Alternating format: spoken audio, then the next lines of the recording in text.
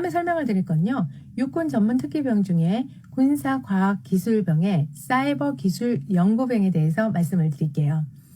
지금 사이버기술연구병도요. 상당히 인기가 많겠죠. 근데 여기도 선발 인원이 한 자릿수예요. 땡명이에요. 땡명. 그래서 선발 방법은 서류 전형 및 면접 평가를 보고 있고요. 선발 주관 부대는 육군 사이버 작전 센터의 사이버 기술과에서 합니다. 그리고 운영 부대는 3개 부대가 하는데요. 사이버 작전 센터, 미래혁신연구센터, 중앙수사단 이렇게 해서 3군데에서 근무를 할 수 있다. 그리고 면접 평가는요. 계룡되면 지금 충남 계룡시에 있거든요. 거기에서 이제 안내를 받아서 들어갈 것 같아요. 그리고 지원 자격을 보면요. 이게 이제 중요하죠. 지원 자격. 내가 대상이 되는지 안 되는지. 연령은요. 만 18세에서 28세 이하고요. 기본 요건은 현역병 입영 대상인 사람들이고요. 석사, 재학, 그러니까 휴학 과정 이상인 사람들이 해당이 됩니다. 그래서 이거는 어느 정도 공부를 좀 하신 분들이 해당이 된다.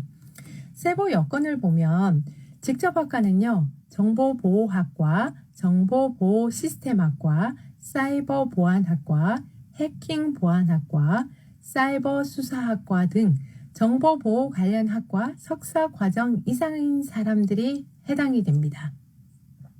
그럼 간접학과는 어떤 것들이 있냐면요. 컴퓨터공학과, 소프트웨어공학과, 그 다음에 전기, 전자공학과, 전파공학과, 정보통신공학과 등 정보보호 관련 학과 석사 과정 이상인 사람 이런 분들이 간접학과에 해당이 돼요. 지원 제한을 보면요. 수지결손, 수지강직, 시각장애, 수전증, 청각장애, 생맹장애, 정신과 상급 이상인 사람 이런 분들을 지원을 좀 하시면 안 되겠죠. 그 부분들을 좀 있고요. 그래서 제출 서류를 보면요.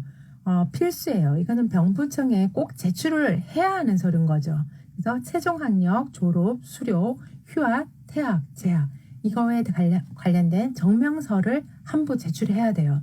그래서 최종 학력 서류가요. 해외 서류일 경우에는 한국어 번역 공증 서류가 포함이 돼야 됩니다. 그리고 여기에도 고등학교 생활기록부가 포함이 되네요. 그래서 고등학교 생활기록부를 꼭 잘 챙겨야 한다. 그리고 해당자에만 이게 이제 면접 시에 제출을 하는 거예요.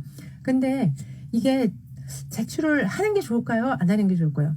당연히 하는 게 좋습니다. 그래서 본인이 해당이 있다. 그러면 꼭 제출을 하시면 좋을 것 같아요. 관련 자격 4번 한부, 그 다음에 학부 논문 및 연구 논문 또는 연구 자료 한부를 가지고 있는 건 제출하는 게 좋겠죠. 네. 그래서 그런 거를 제출을 해야 한다. 그래야 어떻다?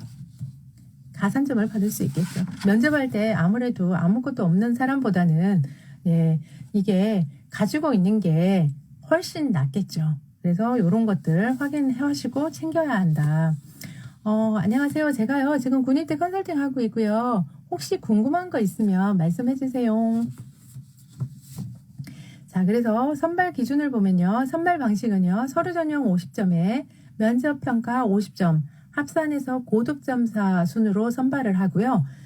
동시에 이게 동점자가 이제 발생을 하잖아요. 그럼 면접 평가, 그다음에 전공 학과, 고등학 이제 고교 출석률 이게 높은 순으로 이제 선발을 한다고 돼 있어요.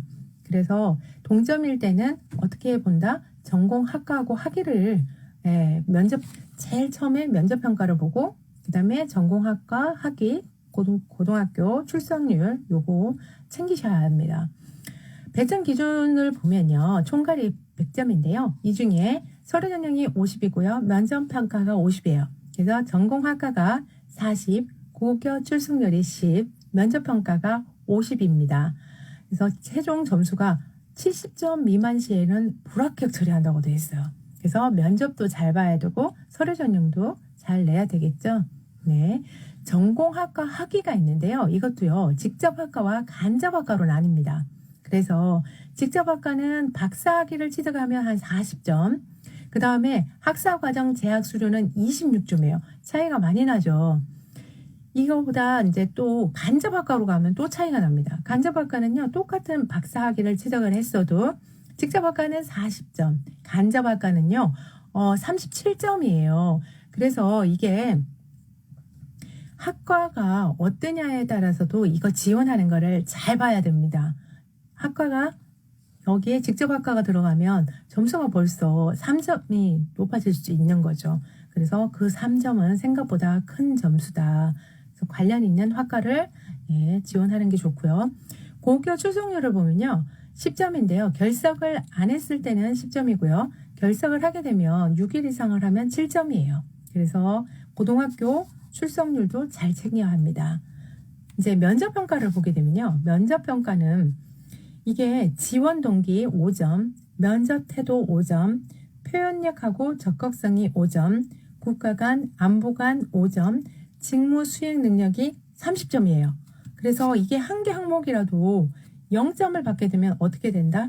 불합격 처리가 됩니다. 그래서 면접과 그 다음에 서류 전형 이런 거를 꼼꼼하게 잘 챙겨야 들어갈 수 있겠죠. 왜? 자리가 몇 개 없으니까요. 그리고 이거는요, 제가 보니까, 계속 있는 게 아니에요. 계속 있는 게 아니고, 언제 있냐면, 이 필요한 시기에 그 인원들이 보충이 필요할 때, 그때만 하기 때문에요. 1년에 몇 번 뽑지 않습니다. 그래서 잘 보고 있다가 이런 거는 지원을 해야 한다. 네. 매달 나오는 게 아닙니다.